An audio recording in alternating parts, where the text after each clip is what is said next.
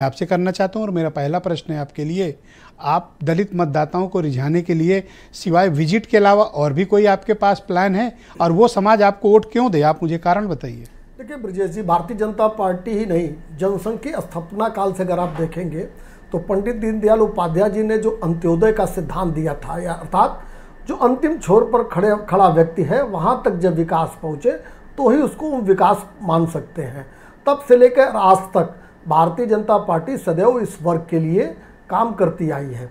हमारी सरकार बनने के पश्चात 9 साल जो केंद्र की सरकार है, डबल इंजन की सरकार जब उत्तर प्रदेश में बनी, तो निश्चित रूप से तमाम योजनाओं को उठाकर आप देखेंगे तो दलित वर्ग, अनुसूचित वर्ग, अनुसूचित जनजाति के लिए उनके जीवन स्तर में सुधार के लिए हमने काम किया है। मोदी जी की जो योजनाएं हैं, चाहे आवास, शौचालय से लेके तमाम योजनाओं में सबसे ज़्यादा बेनिफिशरी कौन है, अगर उसके आंकड़ों को देखेंगे तो आपको ध्यान में आ जाएगा कि हमारा चिंतन क्या है।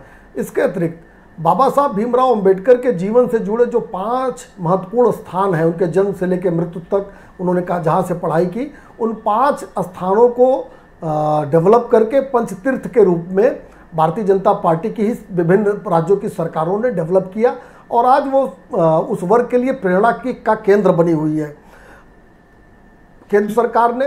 लेकिन दलित को चाहिए सत्ता में हिस्सेदारी, जी। और उसको सत्ता का स्वाद 4 बार चख चुके हैं। जब मायावती 4 बार चीफ मिनिस्टर रही, उसको पता है कि अपना चीफ मिनिस्टर होने के और अपनी सरकार होने के क्या मायने। आपने सत्ता में कहाँ उतनी हिस्सेदारी ली हुई है? ब्रजेश जी, अभी तो मैंने बात को ओपन किया है। अगर अनुसूचित जाति, अनुसूचित जनजाति या समाज के अंतिम छोर पर खड़े व्यक्ति के लिए कामों की अगर आप लिस्ट मांगेंगे तो पूरा डिबेट का समय मुझे देना पड़ेगा आपको।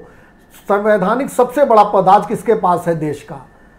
जब जब हमारे पास सत्ता आई, ताकत आई, तो भारतीय जनता पार्टी ने राष्ट्रपति पद, मोदी जी के सरकार के समय में 9 सालों में राष्ट्रपति पद पर एक बार अनुसूचित जाति के व्यक्ति को बैठाया, अभी जनजाति से बिलोंग करने वाली महिला राष्ट्रपति देश को देने का काम भारतीय जनता पार्टी ने किया है। इसके अतिरिक्त अगर आप हमारे विधायकों की संख्या, सांसदों की संख्या अगर आप देखेंगे तो आज देश में सबसे ज़्यादा विधायक और सांसद दलित वर्ग के भारतीय जनता पार्टी के हैं।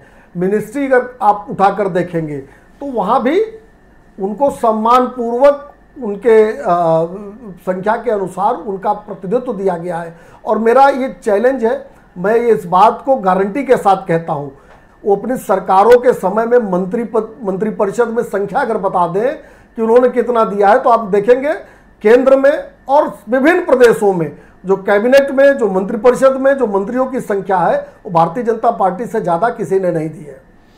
ओके, मैं दीपक रंजन को आमंत्रित करता हूं, लार्जेस्ट अपोजिशन समाजवादी पार्टी के